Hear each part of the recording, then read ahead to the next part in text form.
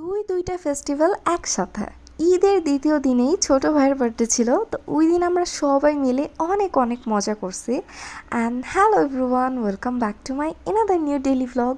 বাসায় যে কোনো প্রোগ্রাম হলে ছোটোবেলা থেকেই মেজরিটি অফ টাইম আমার ঘাড়েই দায়িত্ব পড়ে। তো এইবার লাকিলি ছোটো ভাই বাসায় বার্থডে সেলিব্রেশন করবে না, ও রেস্টুরেন্টে যেতে চাচ্ছিলো।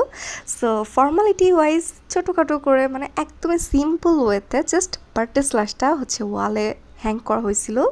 তো বার্থডে স্ল্যাশটা তো আমি একটা করে সুতার মধ্যে গাঁথতেছিলাম। আর এই ছোট্ট কাজটা যে কী পরিমাণ বিরক্তিকর, মশারি টাঙানো এটা কিন্তু অনেক বিরক্তিকর। যাই হোক, তো তারপর ওয়ালে হ্যাং করে ফেললাম সুন্দর কাতানের সি গ্রিন কালারের এই শাড়িটা। আমার আম্মু এবার আমাকে ঈদে গিফট করছে। অ্যাকচুয়ালি শাড়িটা যে দেখতেছিল সেই বলতেছিল অনেক অনেক সুন্দর ছিল। স্পেশালি আমার স্কুল লাইফের ফ্রেন্ডগুলো আমার বান্ধবীগুলো এত বেশি অ্যাপ্রিসিয়েট করছে, ওরা সবাই অনেক বেশি পছন্দ করছে। ইভেন আমি মেসেঞ্জারে রিপ্লাই দিই না দেখে ওরা আবার এসে আমার পোস্টের মধ্যে কমেন্ট করছে যে শাড়িটা আসলেই অনেক সুন্দর লাগছে। আমার নানির গিফট করা 7 বছর আগের এই সুন্দর পার্লের নেকলেসটা পেয়ার আপ করে পরতেছিলাম শাড়ির সাথে। অ্যান্ড আফটার দেন দ্যাট আমি এই গ্রিন কালারের ইয়াররিংসটা পরছিলাম। আসলে আম্মু যখন বলছিল শাড়িটার রং সি গ্রিন কালার, আমি এই গ্রিনটা মাথায় রেখেই এই ইয়াররিংসটা আমি বাসা থেকে নিয়ে আসছি। বাট এখন যখন শাড়িটা বের করছি অ্যাকচুয়ালি, তখন দেখি এই গ্রিন আর এই গ্রিন আকাশ পাতাল তফাৎ। কি আর করার, আমি এই ইয়াররিংস ছাড়া আর কোনো ইয়াররিংসই আনি নাই এবার বাসা থেকে। সো এইটাই পরা লাগছে বাধ্য হয়ে।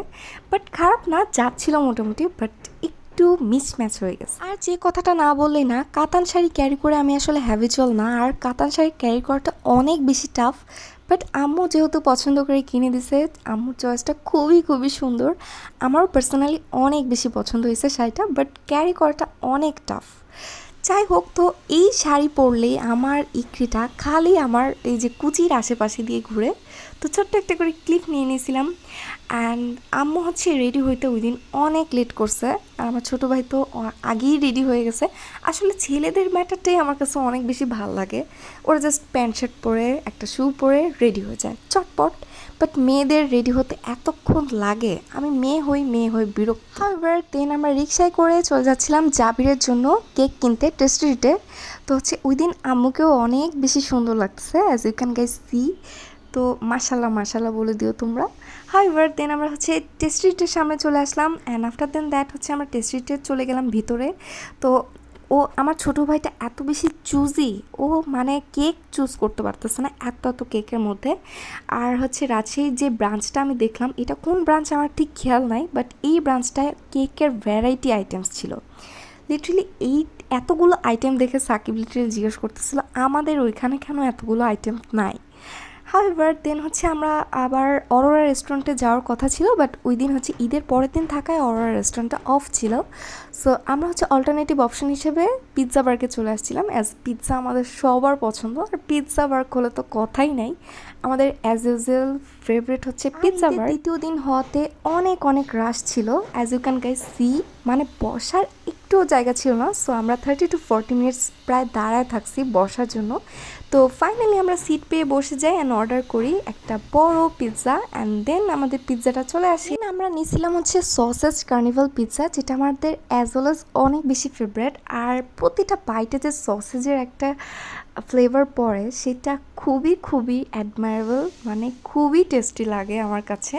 যাই হোক, তো সাকিব আবার সবাইকে সার্ভ করে দিচ্ছিল। তো এই তো আমরা খাচ্ছিলাম। বাট এত মানুষের ভিড়ে ওই দিন এমনিই গরম, বাট এসিগুলো একদমই কাজ করতেছিল না, এসিটা ওয়ার্কই করতেছিল না। প্রচুর ঘামাইতেছিলাম। বাট কিছুক্ষণ পর আমরা একটু কমপ্লেন করছিলাম, দেন ওরা স্টেপ নিছিল। আফটার দেন দ্যাট আমরা খাওয়া দাওয়া শেষ করে কেক কাটার জন্য প্রিপারেশন নিচ্ছিল ছোটো ভাই। তো এই তো ও আবার চাকু ধার দিচ্ছিল কোরবানি ঈদের পরের দিন, তো অভ্যাসটা থেকেই গেছে ওর হয়তো। তো কেক কাটার জন্য চাকু ধার দিচ্ছিল, কি অবাক করা কাণ্ড। এবার দেন ও কেক কাটার জন্য রেডি হচ্ছে, এটা আবার তুলতেছে, কি যে করতেছে। আসলে ছোটবেলাতেই ওদের বার্থডে যত রকম প্লেজার থাকে।